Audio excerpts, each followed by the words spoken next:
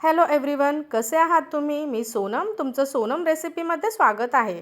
आज आपण बनवणार आहोत हिरवी चटणी, जी तुम्ही डोसा, इडली आणि वडे केले तर त्याच्यासोबतही खाऊ शकता। अगदी झटपट होणारी अशी ही रेसिपी आहे। त्याच्यासाठी आपल्याला लागणार आहेत हरभऱ्याच्या डाळीच्या डाळ्या, भाजून घेतलेले शेंगदाणे, थोडीशी साखर, लसूण, कोथिंबीर आणि हिरव्या मिरच्या। चला तर मग पाहूया आपण कसं करणार आहोत हे।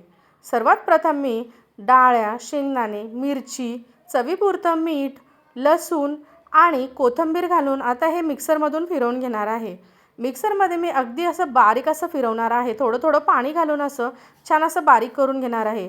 तुम्हाला हवं असेल तर तुम्ही खोबरंही घालू शकता, ओलं खोबरं घालू शकता याच्यामध्ये। मी खोबरं नाही घातलेलं। आता हे सगळं मी मिक्सरमधनं फिरवून घेणार आहे। आणि हो, चवीपुरती साखरसुद्धा घालायची आहे। साखरने अगदी छान असं हे चटणी लागते।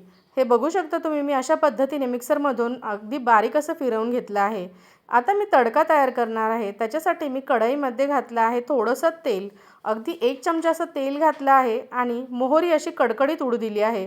आता मी हे फोडणी त्याला घालणार आहे। हे बघू शकता, अशा पद्धतीने ही आपली चटणी रेडी झालेली आहे। अगदी झटकीपट होणारी अशी ही चटणी आहे। खाण्यासाठी अगदी छान अशी लागते। तुम्हीही ट्राय करून बघा।